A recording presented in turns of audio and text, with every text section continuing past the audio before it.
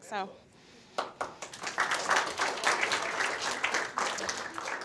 Hello. First, I'd like to thank John Downing for inviting us to come and talk about this really timely topic. Grounding critical media education in arts practice is a significant interest of mine. I look forward to your comments regarding the questions that this panel will pose regarding media arts education at the Crossroads. I'd also like to wish the Global Media Center a happy anniversary.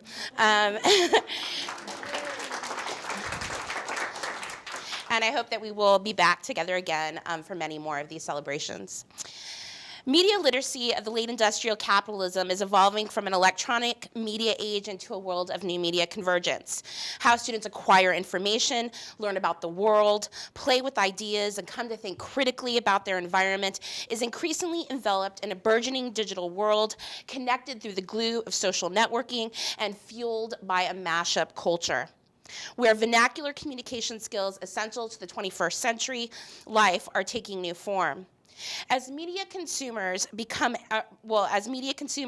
amateur media producers at an increasing rate, critical media studies has a great opportunity and obligation to influence those who make media by helping students translate critical media studies into critical arts practice. One location for this exchange and focus of my talk today is the emergence of contemporary mashup culture. Mashup is a term originating from the music industry, referring to a song composition created by blending two or more songs, usually by overlaying a vocal track of one song seamlessly over the music track of another. In the digital world, mashups often refer to web applications or reconstructed media texts that combine data from more than one source into an integral whole. Content is usually sourced from a third party via some public interface. Such assortments include anything from music clips assembled into parodies of well-known productions to web applications that collect popular trends and themes on Twitter. According to the Horizon Report, data mashups are powerful tools for navigating and visualizing data sets, understanding connections between different dimensions such as time, distance, and location, juxtaposing data from different sources to reveal new relationships and other purposes. There is also a significant educational potential to adopting mashup culture in the classroom as an entree into expressing and studying critical thinking, effective communication, and digital citizenship. I would like to suggest that mashup trends are an emerging force in public culture with this elastic and heuristic potential for media arts education. More broadly, investments in integrating mashup culture into the classroom may function to bridge the fractured relationship between media studies and practice. As John Downing has observed in his article on communicative partners, social movements, media, and radical educators, there is a wide historical divide between media thinkers and practitioners.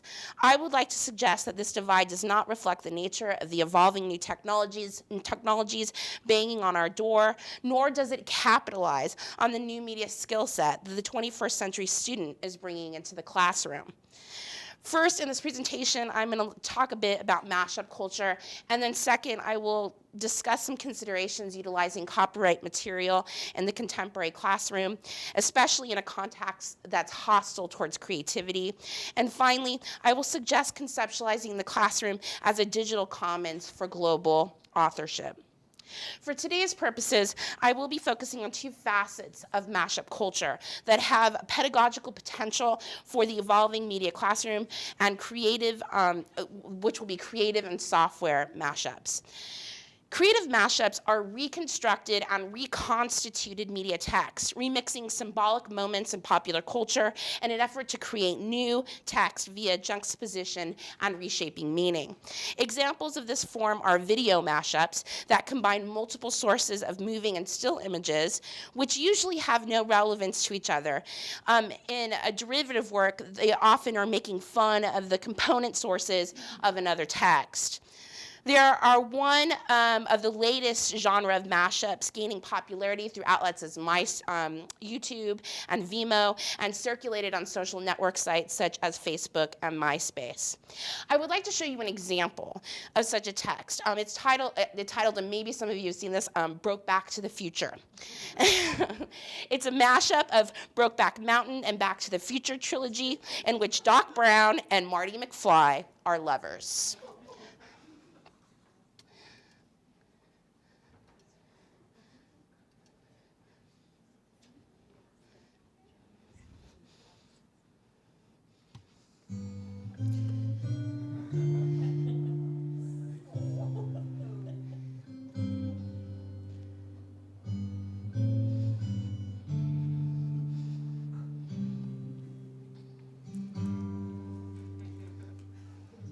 From the future.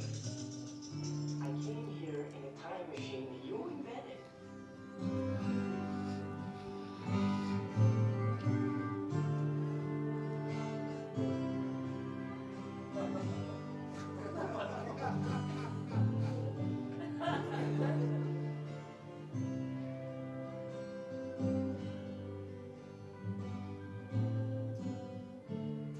The so-called Dr. Brown is dangerous. He's a real nutcase. If you hang around with him, you're going to end up in big trouble. Oh, yes, sir. So what do we do?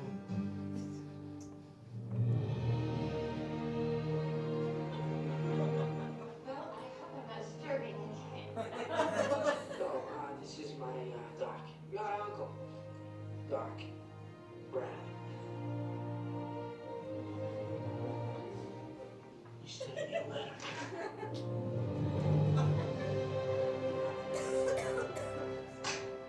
Who the hell is Clara? All you have to say is I don't love you and I don't want to see you anymore. Have you ever,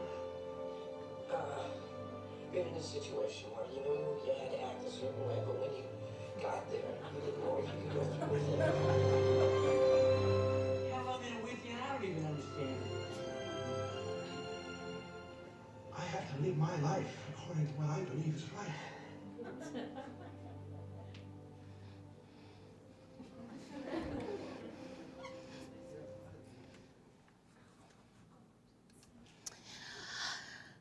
By revealing the politics of the text, creative mashups have the potential to do the cultural work to ensure that the politics of representation are no longer unidirectional. As grassroots video and prosumer editing tools become more robust, we will see an increase in data mashups in teaching and learning. Faculty could create custom mashups to illustrate concepts they teach. Students could include them in reports and in assignments. Mashups made from popular culture sources can demonstrate a mastery of subject material, understanding cinematic and literary themes, social awareness, framing, media construction, and more. As critical media scholar Gil Rodman suggests, media texts are tainted and messy. You don't get pure, clean view of the world and anything. You get instead a very contradictory representation that nonetheless opens up space so that certain issues can come to the fore in a way they couldn't have before.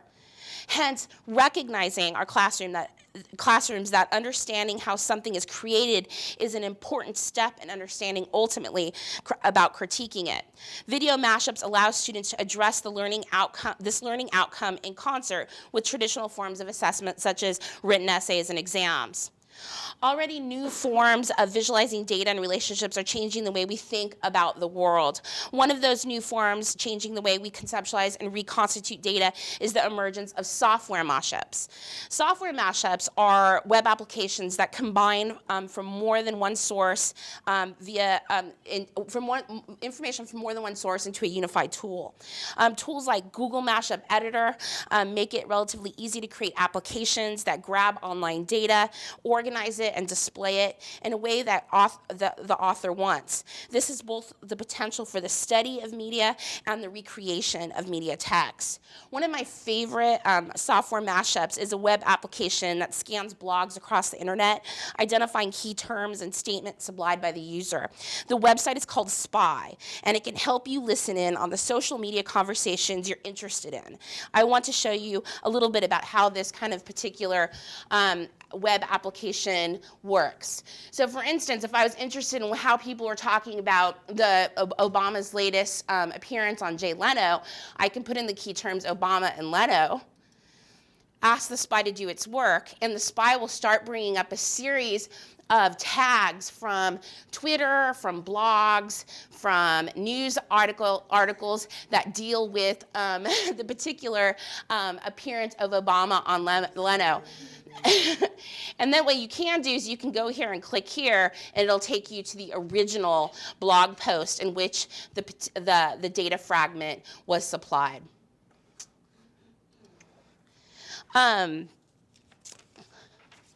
Yahoo Pipes is another application that does this kind of work. Pipes allows users to combine filters, display RSS content from all over the web. Finished pipes can then be republished onto websites. So a pipe, for instance, could be marked to kind of scan educational blogs, for instance, for something like, I don't know, media education and technology. And so those terms, every time those terms would come up in educational blogs, you would then get a report of those things. The potential for recreating media text, there's software programs, for instance, called, there's a new one called Gimme Shiny, which is a JavaScript slideshow of today's most popular images from Flickr and DeviantArt. And then students could use this kind of software as to track the hypertextuality of popular images. As Wayne Hodges suggests, by seeing mashups as a powerful concept, we can further advance towards massive personalization of learning and performance. In essence, mashups are about taking small, discrete individual bits and pieces and assembling them into a larger, unique assembly that matches the context and needs of the individual student. I would suggest we think of mashup culture as a conceptual model rather than a technology. The educational power of mashups resides in the way they help us reach new conclusions or discern new relationships by uniting large amounts of data in a manageable way while providing a framework for reimagining media literacy. Now, there's this little problem. It's called copyright infringement, and this has been a concern, I think, of people or proponents of mashup culture. Most copyright education or educators that have received copyright education, and including learners, have encountered a kind of commercial copyright propaganda, well, that's maybe a commercial copyright discourse that primarily is suited to kind of, kind of support commercial copyright for what companies are concerned with, and that's large-scale copyright piracy. And what this has done is, since that's been our main discourse to copyright as educators, the situation has been compounded by equating the use of copyrighted material with stealing on most all occasions. But recently, the media literacy community has adopted a code of best practices similar to those adopted by media makers and journalists, and that encourage use of copyrighted material when the cultural and social benefit of is the primary motor of use. Of particular concern to this presentation, obviously, is fair use standards in the classroom in terms of teaching, as well as students' work being comprised of copyright material. The current codes of best practices conceptualize fair use as flexible and dynamic, favoring transformative uses, those instances that add content and repurpose the copyright material itself. So mashup culture with a focus on transformation would fall squarely under the umbrella of fair use, especially if we understand mashup culture as a metaphorical Lego bog. All right, who's the smart one in here? All right. You're cut off. Okay. But Duvall and Hodgkin suggest in their article, The Snowflake Effect, that, most mashups are becoming increasingly more available and don't require really advanced technological skill. The few programming skills are required, and many are essentially require none. So utilizing mashup culture in the classroom could also springboard into a learning environment where students and educators are learning about media rights rights and exercising their rights and talking about discussions about fair use, hopefully in the hope of conceptualizing the classroom as kind of a digital commons, creating the space for global authorship. Perhaps with the conceptual model of mashup culture, I'm advocating we embrace and rethink curriculum that places critical media literacy at the center of our educational objectives, where students are trained in the tool of critically evaluating mass media messages and producing coherent, ethical, and effective messages of their own. What is at stake here is the ability to participate completely in the culture saturated by mass communications. Although there is always a set of students who may lag behind the digital learning curve, I found that encouraging students to step outside their normal learning habits is in itself a valuable classroom experience. In conclusion, I would like to say a couple things. I would like to leave you with a few thoughts. As communication scholar Ed Schiappa suggests, a new kind of reading and writing has become essential for the survival of the 21st century. And then I would like to kind of end with echoing our dear founder, John Downing's words by some of the conclusions he has drawn with the learning by doing model assumed by my advocacy of mashup culture. Although dimensions of mashup culture may be stamped by the hegemony of commercial media productions, proprieties, and fads, our task must be to encourage our students to develop a constructive schizophrenia, the ability to play the commercial game and need to be for survival while constantly retaining critical mental distance from it and the longing to change it.